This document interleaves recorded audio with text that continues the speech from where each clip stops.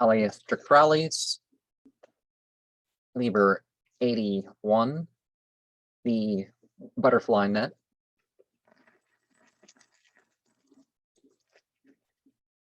We are in chapter 7 of the Oath of Aleister Giuffria and of her Vigil and the Chapel of Abominations. Before we go further, again, Cyril Gray, I think it right to express a doubt as to the advisability of our procedure. We have already seen the most determined opposition to our plans, and for my part, I would say frankly that it might be wiser, certainly safer, to abandon them. Lisa turned on him like a tigress. I don't know what your plans are, and I don't care, but I didn't think you'd go back on them. Impulsive ladies, returned Cyril, rush in where angels fear to tread. I'll go, said she. I'm sorry for all that has happened, all. And she fixed her lover with a look of infinite contempt. Cyril shrugged his shoulders. If you feel like that, of course, we can continue. But when the pinch comes, don't squeal. I have warned you. Brother Cyril could not draw back if he wished, to put in Sister Sybil. He is bound by his oath, as in a little while you will be. Lisa read upon the woman's face a smile, as of triumphant malice. It disturbed her far more than Cyril's protest. Was she indeed in a trap? It might be so. Then Cyril, who had tried to save her, was in the trap too. She must go on, if only to be able to save him when opportunity occurred. At present, she was wholly in the dark. She could feel the atmosphere of constraint, of subtle and terrible forces in the abyss, which she was treading blindfold upon some razor edge, whose support she could not even imagine. The adventure was to her a supreme excitement, and she lived first and last for that. Had she known herself better, she would have understood that her love for Cyril was little more than a passion for the bizarre. But at the moment she was Joan of Arc and Juliet in one. Moreover, she had the instinctive feeling that wherever these people might be going, it was certainly somewhere. They were engineers building a bridge to an unknown land, just as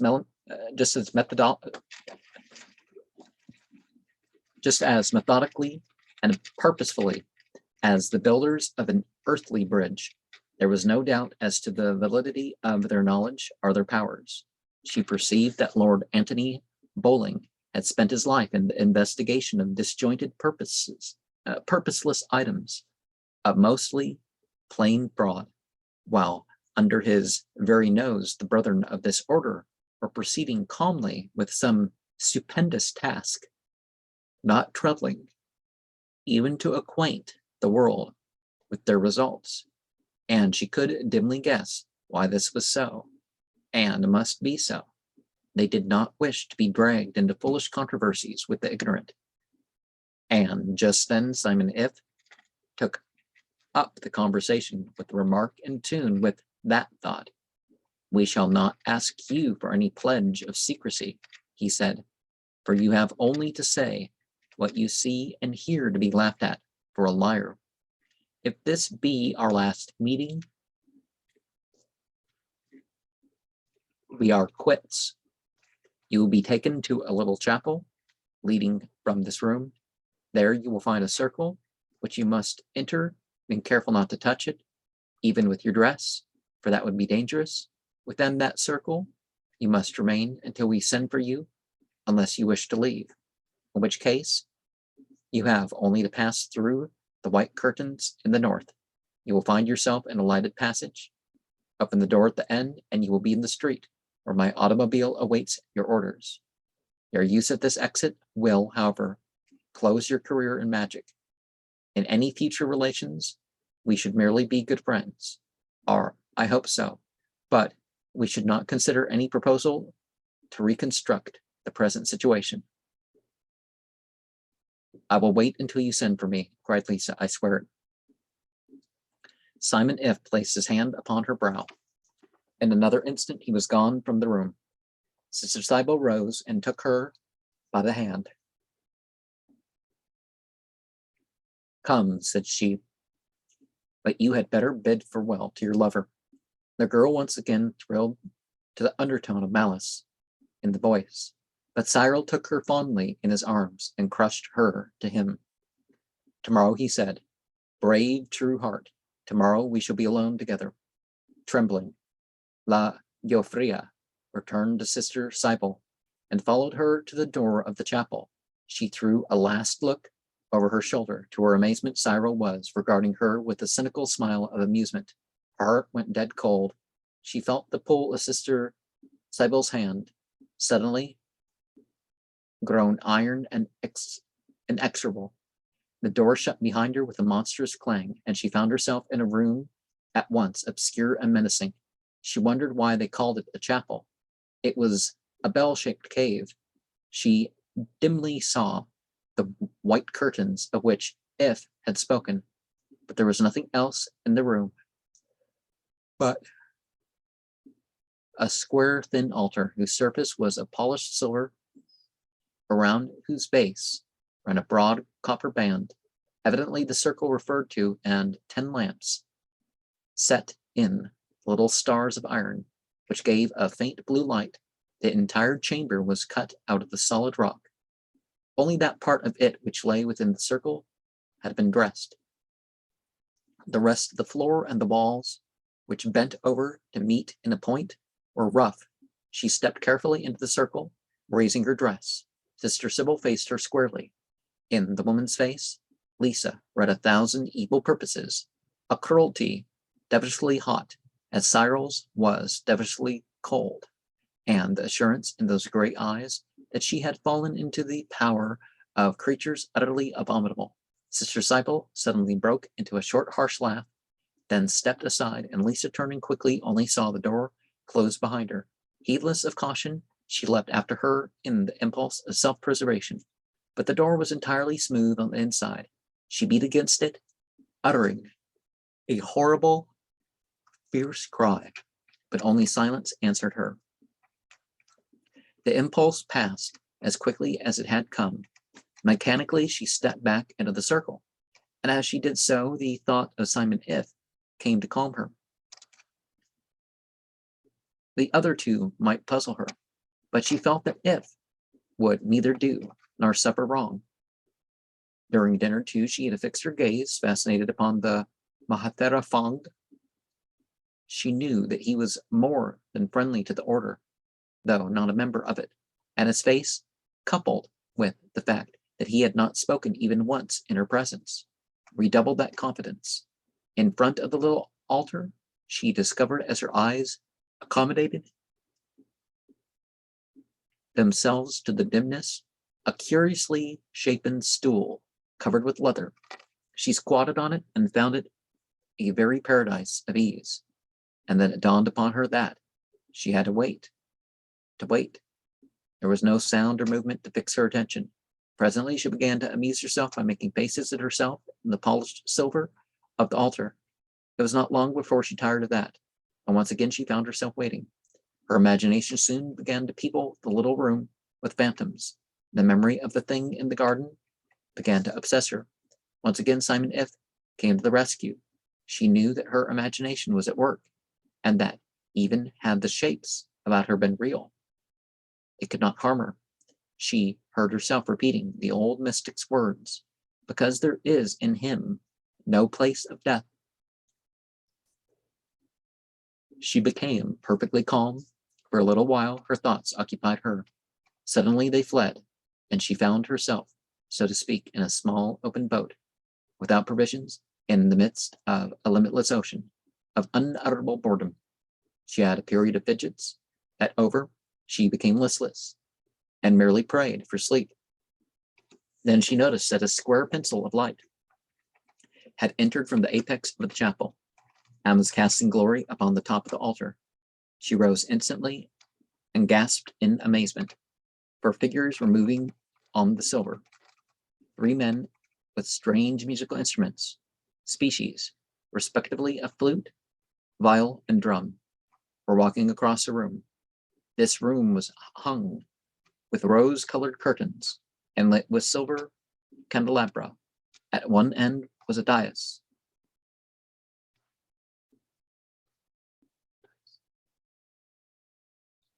And on this the men took their seats.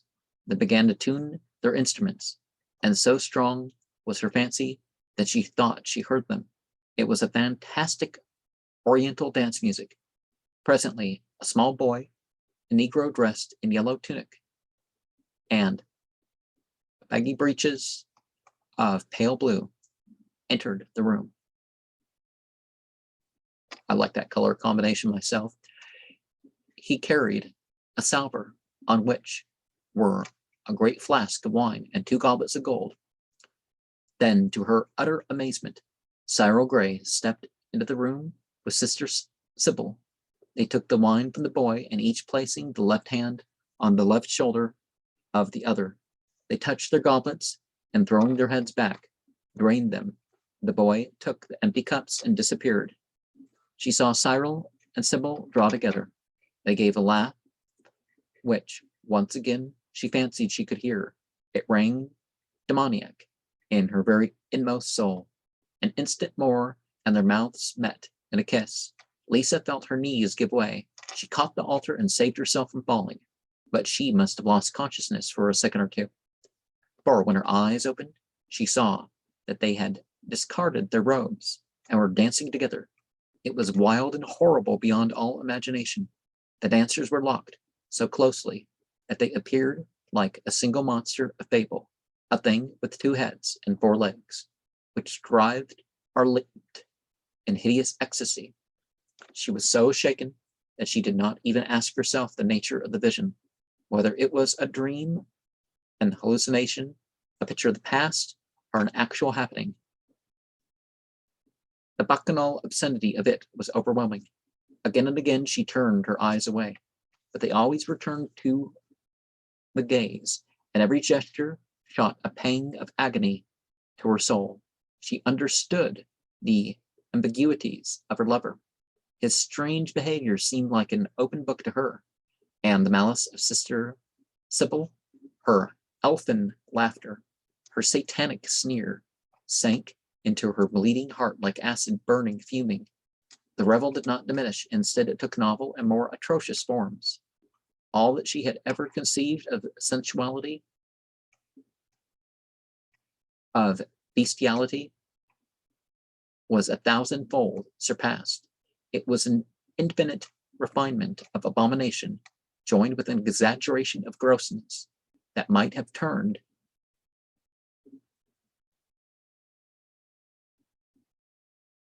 George's sand to stone.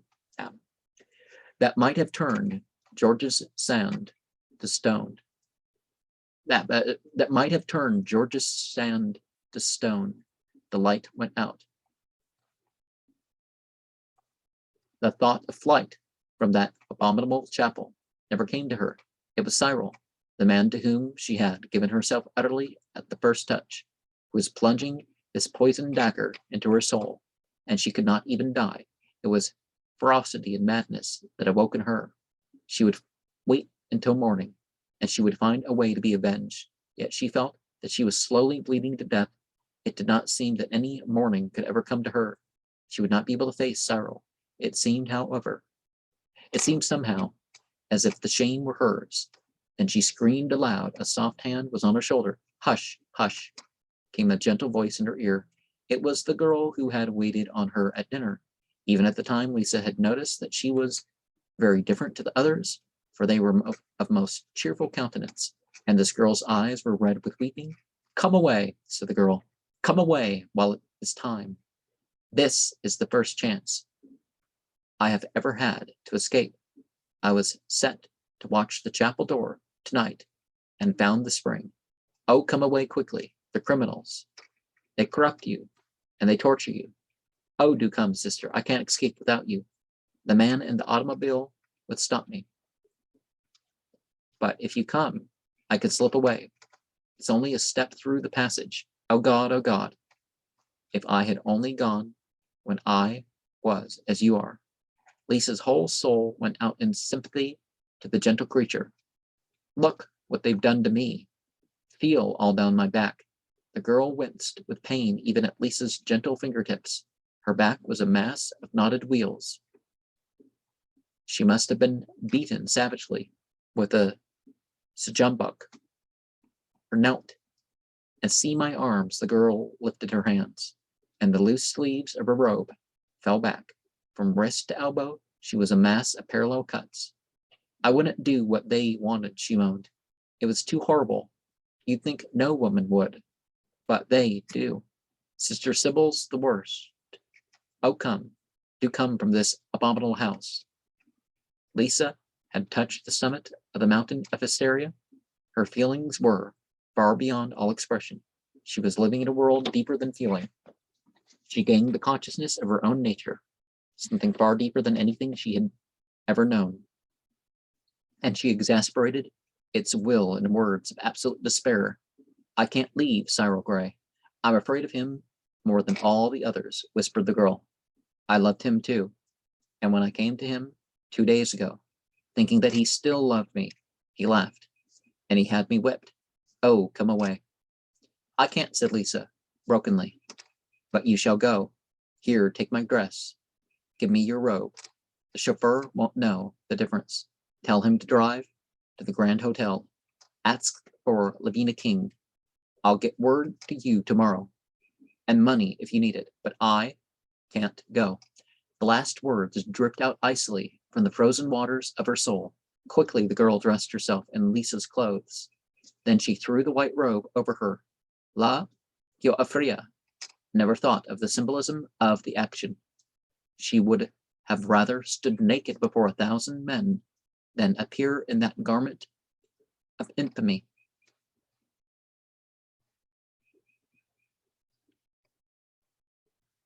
The girl pressed one soft kiss upon her forehead, then was gone headlong through the curtains. Lisa heard the clang of the outer door, and a breath of cold air swept round the room. It dizzied her as if she had been drunk. She remembered no more. Probably she slept. At last, she came to consciousness again, in a most strange state of being. A peculiar smell was in the air, something as of the sea. She felt a physical exhilaration, incomparable. Her mind was still quite blank as to the past. She was not even surprised at her surroundings. She rose and began to stretch her arms in a dozen physical exercises. Just as she touched her toes for the 10th time, the door behind her opened.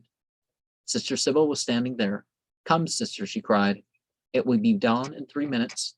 First, we make the adoration of the sun, then comes breakfast.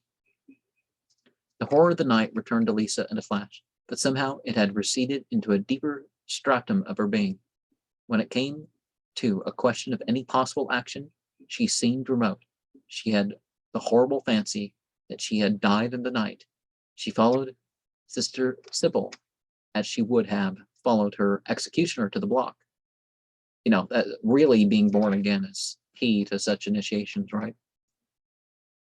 Together they went up a spiral staircase. They came to a large room, circular in shape. It was full of the members of the order in their robes. At the east were an oriel open towards the dawn. She could see the figure of Simon If, his eyes fixed, awaiting the rising of the sun. A beam touched his face, and he began, Hail unto thee that art Ra in thy rising, even unto thee that art Ra in thy strength, that travelleth over the heavens in thy bark, in the uprising of the sun. Jehovah standeth in his splendor at the prow, and Ra Hor abideth at the helm. Hail unto thee from the abodes of night. It seemed to her that the whole assembly, uniting in the single gesture with which Simon If accompanied his words, was uplifted in some subtle way beyond her understanding. The crowd psychologically assailed her, and she gritted her teeth to curse this hypocrisy of devilry. But at that moment, the crowd broke like a wave upon the beach, and she saw a girl running upon her. "Oh, you were splendid, sister," cried a voice, and two scarred arms were thrown about her neck. It was the girl of the night before. "Didn't you escape?" babbled Lisa incoherently. The child's ringing laughter silenced her. "I forgive you for spoiling my record," she bubbled over. "You know, I'm supposed to get them 5 times in 6. Lisa stood bewildered, but Sister Sybil was wringing her hands and kissing her, and Cyril Gray was telling the child that he had first claim on the stranglehold. And then they all suddenly melted from her.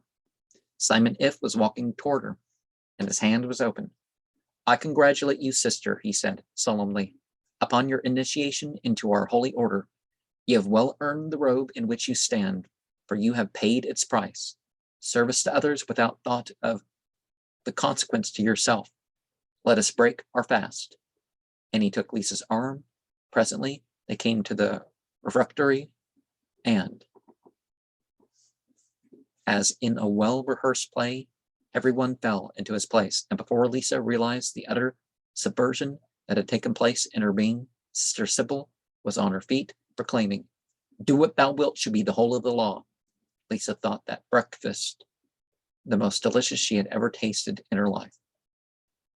Okay, rumbling the tumbling. A great reaction from the strain of the previous 24 hours was upon her.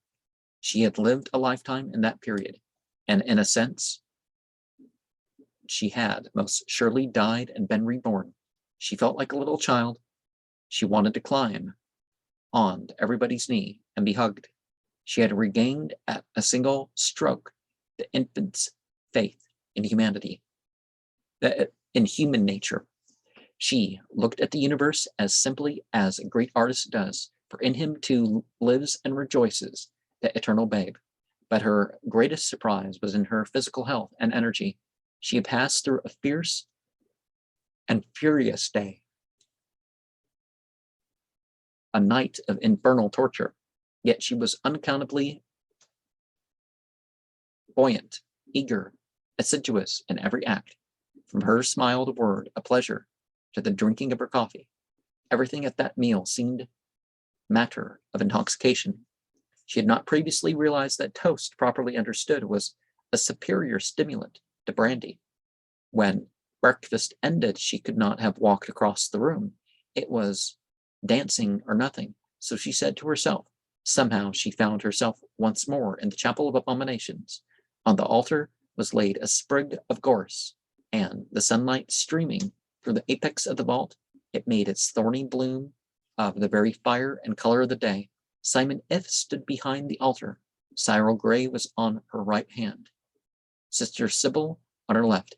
They joined their hands about her. "I will now complete the formality of your reception," said the old man. "Say after me. I," your name, "I, Lisa Giuffria, solemnly promise to devote myself," she repeated the phrase, "to the discovery of my true purpose in this life," she echoed in a lower tone. All three concluded, "So mote it be. I receive you into this order which Simon If.